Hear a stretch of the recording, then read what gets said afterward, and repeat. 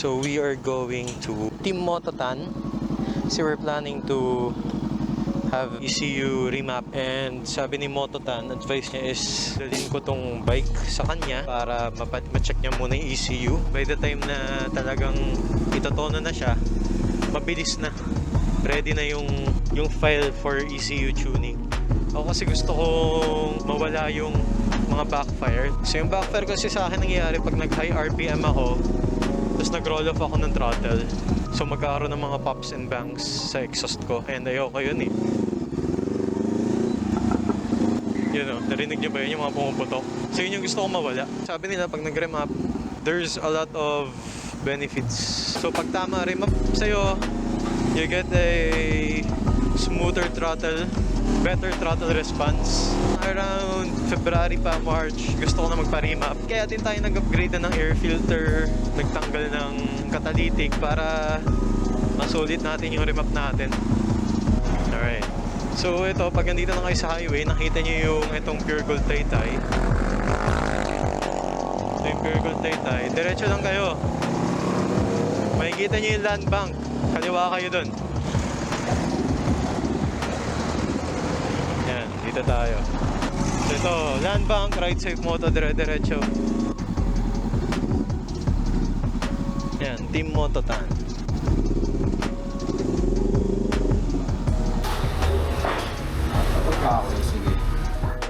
Today is Friday, and today magpapa-change oil na tayo since magsi 6,000 na yung odometer natin. Tomorrow Saturday, magpapa-ECU remap tayo sa Team Mototan.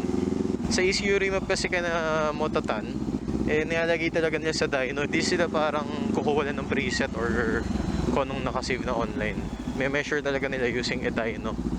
So pag sinabak sa dyno to, maganda na yung performance, kaya papa-change oil na rin natin. Papa-change oil tayo ngayon sa shop ni Coach Edsel ng Ride Academy, which is sa Pinstripe Motor World sa may Antipolo. So schedule natin sa Pinstripe is 9:30. Actually maaga tayo kasi papunta doon is around 45 minutes lang. Ang motor kasi, pinapa-cool down muna yan bago luwagan yung mga bolts. Kasi pagka kunwari may init yung motor mo, galing ka sa ride, galing ka sa biyahe, change oil mo, nagluwag ka ng mga bolts, may chance mag-loose thread eh. Kasi nag-expand yung mga bolt natin, malambot yung mga bakal. So gusto ko bigyan ng mga 30 minutes to 1 hour na pahinga siya. Kaya nagaga ako kahit 9:30 yung schedule natin, siguro nandun tayo ng around 9. Pag nandun na tayo ng 9, meron tayong 30 minutes or more na pahinga na yun. Dito na tayo sa Pinstripe Motor World. Napaagalan tayo. It's still 8:50. So hintay lang tayong 45 minutes. Sakto yun, mag-cool down na yung engine, yung bolt natin, okay nung tanggalin mamaya.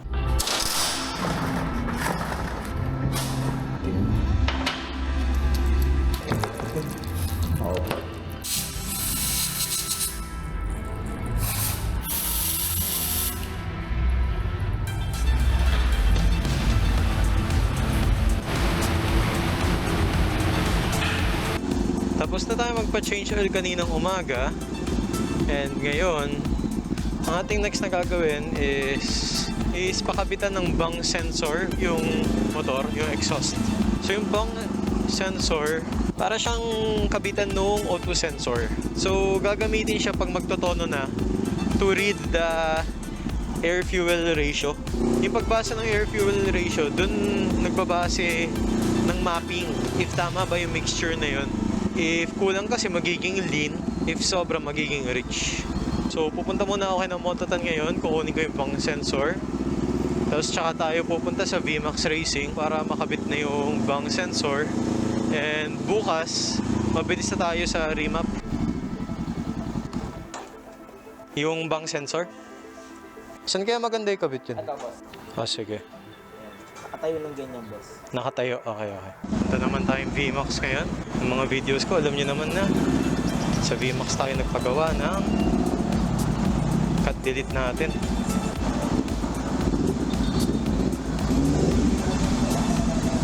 Papakabit ng bang sensor.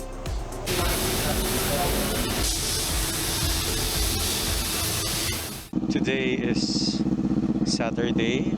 Ngayon ang schedule natin ng remap ECU remap kay na Team Mototan. So nagawa na natin lahat ng kailangan natin gawin. Change exhaust, cut delete, change air filter. Pinalagyan na natin ng bang sensor to. And kaka-change oil lang natin kahapon. Remap ready na. Hopefully backfires na naririnig natin nun is mawala.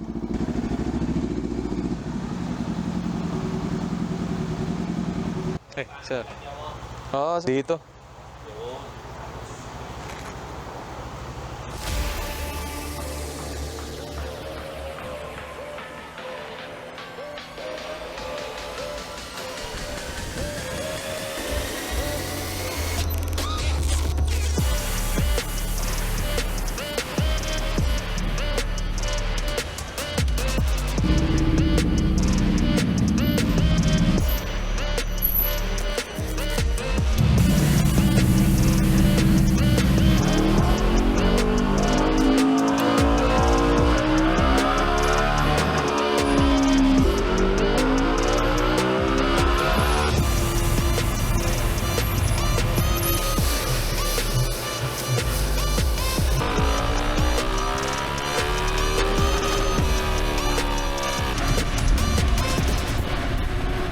Testing natin konti yung remap if nawala talaga yung backfire. Pinaka-cause ng backfire is sudden deceleration. So throttle open ko tapos bigla ko off.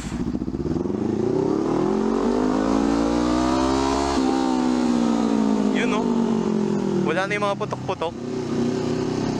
Ayos. So dati pagka ginanon ko, pag off ko ng throttle, pak pak pak pak pak, gumaganon yun.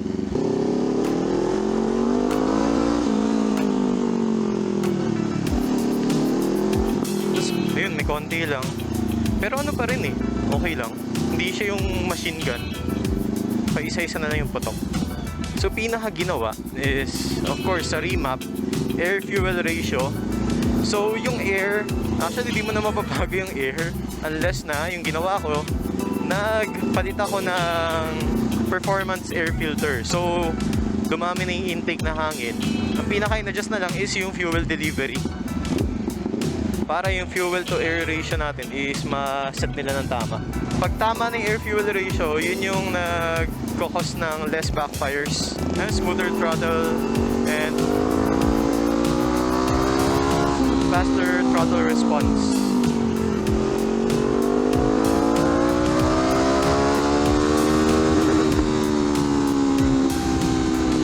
So mas mahaba na nga yung RPM ngayon.